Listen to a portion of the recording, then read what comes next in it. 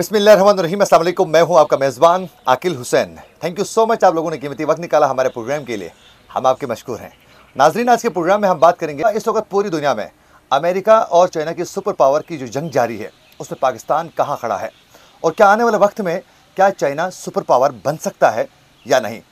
इस पर बात करने के लिए हमारे साथ मौजूद हैं आज प्रोग्राम में डॉक्टर अली अब्बास, जिन्होंने रिसेंटली चाइना से पीएचडी करके आ चुके हैं इंटरनेशनल रिलेशन में, और इनकी जो रिसर्च थी वो पाकिस्तान की फ़ॉरेन पॉलिसी, फिर चाइना की फ़ॉरेन पॉलिसी और इन तमाम मामलात पर ही, इंटरनेशनल जो इश्यूज़ हैं इस पर ही इनकी रिसर्च थी। तो हमने सोचा कि इन मामलात पर एक डॉक्टर जो रिसर्च करके आता है उससे बेहतर कौन बता सकता है।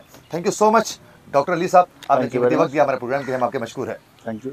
अच्छा, मुझे ये बताएं कि इस वक्त अमेरिका और जो चाइना के सुपर पावर की जो जंग जारी है उसमें पाकिस्तान जो है आपको कहाँ खड़ा हुआ नज़र आता है? बहुत ही इम्पोर्टेंट सवाल है, ये क्वेश्चन है, क्योंकि बैनुल-अक़वामी सियासत इस वक्त जो एक ट्रांजिशन की, एक शिफ्ट की बहुत ही हैंगिंग पोजीशन में इस वक्त चल रही है।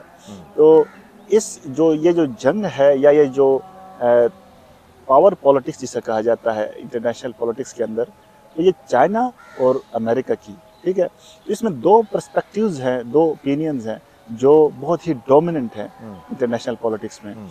एक जो अमेरिकन मीडिया, अमेरिकन जो एकेडेमिया है वो क्या समझता है, और दूसरा जो चाइनीज एकेडेमिया है वो क्या समझता है। थर्ड में जो पाकिस्तान इस जंग में, इस ट्रेड, इस कंपटीशन में, ठीक है, पाकिस्तान को या पाकिस्तान कहाँ खड़ा है, ये बहुत बड़ा इंपॉर्टेंट सवाल है। बिल्कुल। तो इसमें यह है कि पाकिस्तान की हमेशा से ये कोशिश रही है कि जो ताल्लुकात है, जो फॉरेन पॉलिसी, जो प्रायोरिटी, जो तरजीहात है, वो अमेरिका के साथ भी और चाइना के साथ भी बैलेंस रखा जाए, क्योंकि पाकिस्तान की जो मफादात हैं वो जुड़े हुए हैं। अमेरिका को भी नहीं छोड़ सकता पाकिस्तान, और being an immediate neighbouring country, और बहुत अच्छे ताल्लुक है चाइना के साथ, तो चाइना को भी तो नहीं छोड़ सकता पाकिस्तान। लेकिन यहाँ पर जो टर्निंग पॉइंट है, दैट इज कि अमेरिका के साथ जो ताल्लुक है वो डिपेंड करेगा जियोपॉलिटिकल जो सिचुएशन है इस साउथ एशियन रीजन की, उस पर डिपेंड करेगा। साउथ एशिया के जो जियोपॉलिटिकल जो सिचुएशन है वो डिपेंड करता है हमेशा से अमेरिका के साथ जो ताल्लुक है पाकिस्तान का इस बेस पे। बिल्कुल। क्योंकि जो टर्निंग जो पॉइंट यहाँ पर आती है वो कि दैट सिचुएशन इन अफगानिस्तान, ठीक है। इस अफगानिस्तान की सिचुएशन पे जब अमेरिका की जो मफादात जब यहाँ से जुड़े हुए होते हैं तो फिर पाकिस्तान और अमेरिका के ताल्लुकात बहुत ही अच्छे हो जाते हैं, ठीक है। और साथ साथ में जो इश्यूज चल रहे हैं नाइबरिंग इंडिया के साथ, वहाँ पर जब सिचुएशन आ जाती है तो अमेरिका के साथ ताल्लुकात उस पर डिपेंड करता है, उतार चढ़ाव आते रहते हैं। But on the other side China के साथ जो पाकिस्तान का ताल्लुक है वो इस तरह के जियोपॉलिटिकल सिचुएशन पे डिपेंड नहीं करता है, क्योंकि हिस्टोरिकली बहुत ही मजबूत किस्म के चाइना के साथ पाकिस्तान का ताल्लुक रहा है। तो ये आप ये कह सकते हैं कि चाइना जो है वो एक स्ट्रेटेजिक पार्टनर पाकिस्तान का है। अच्छा डॉक्टर साहब, मुझे ये बताएं कि मुस्तकबिल करीब में क्या चाइना सुपर पावर अमेरिका को, उसकी जो इजारादारी है पूरी दुनिया में, उसको चैलेंज कर सकता है? बहुत ही इम्पोर्टेंट सवाल है, और साथ साथ में इस वक्त बहुत ही डिबेटेड हॉट टॉपिक है इंटरनेशनल पॉलिटिक्स में। तो ये सवाल अमूमन पूछा जाता है एकेडेमिया में भी, और साथ साथ में फॉरेन पॉलिसी प्रायोरिटीज़ में भी ये सामने रखा जाता है। असल में जो मेरी अपनी जो तज्ज़िया है और मेरी जो अपनी एनालिसिस है वो थोड़ी सी मुख्तलिफ है इस हवाले से। अमेरिका जो कि एक स्टेटस को पावर है, एक हजमोन है इस वक्त दुनिया के अंदर मौजूद है। अमेरिका ने दुनिया के इस नक्शे को, स्ट्रक्चर को एक लिबरल ऑर्डर के तहत उसने शेप किया हुआ है। On the other side China जो कि इस वक्त राइज करता है, ठीक है, being largest economic country in the world, ठीक है, और साथ साथ में वो एक एशियन कंट्री भी है, सही है। लेकिन मेरा नहीं ख्याल कि चाइना इस वक्त इस पोजीशन में है कि वो अमेरिका की जो हेजमनी है, जो इजारादारी है, उसको वो चैलेंज कर सके। कि चाइना की उस पोजीशन में इस वक्त मैं नहीं देखता हूँ। ये जो सवाल है, ये जो पोटेंशियल चैलेंजर का जो सवाल है, ये अमेरिकन जो एकेडेमिया में है उसमें इस वक्त बहुत ही डिबेटेड टॉपिक है।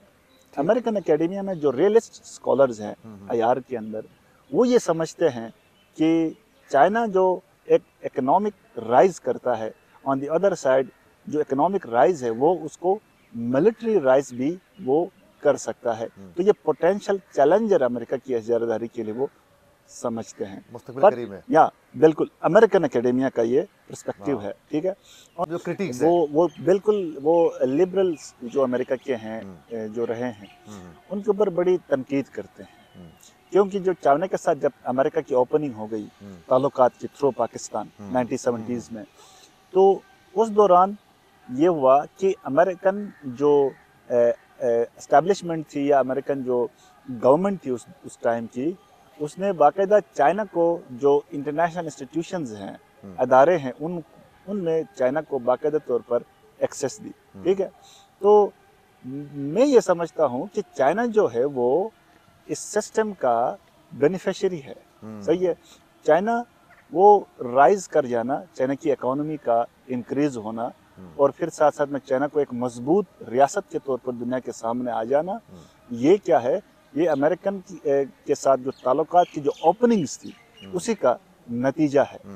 तो चाइनीज एकेडेमिया क्या समझती है on the other side? Chinese academia समझती है कि ये जो कंपटीशन है अमेरिका के साथ, ये जो ट्रेड वॉर जिसे कहा जाता है, बहुत ही फेमस फ्रेज जो यूज़ किया जाता है अमेरिका का चाइना के बीच में, तो इसको वो एक हेल्दी इकोनॉमिक कंपटीशन समझती है चाइनीज एकेडेमिया अमेरिका के साथ। और साथ साथ में जिसकी वजह से या फिर जिस सिस्टम का चाइना बेनिफिशियरी है, तो उस सिस्टम को चाइना मुकम्मल तौर पर रिप्लेस करके एक नया सिस्टम नहीं ला सकता है या फिर वो नहीं लाना चाहेगा। अच्छा, मुझे ये बताएं अली, क्या चाइनीज से खुद भी समझते हैं या चाहते हैं कि वो आने वाले वक्त में सुपर पावर बनना चाहते हैं अमेरिका को रिप्लेस करके?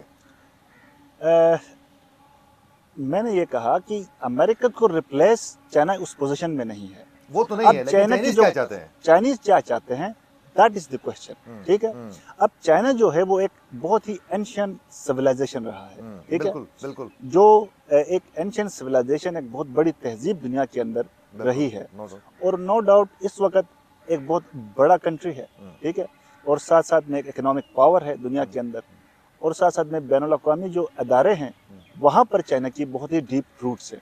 अब चाइना जो चाहता है वो ये चाहता है कि वो जो एज ए जो एंशिएंट जो सिविलाइजेशन है और बीइंग ए बिग पावर, ठीक है, और साथ साथ में उस कैपेसिटी जो चाइना के अंदर मौजूद है, उस कैपेसिटी के हवाले से, उस लिहाज से चाइना को इंटरनेशनल पॉलिटिक्स के अंदर वो रोल मिले जो वो अदा करना चाहते, ठीक है।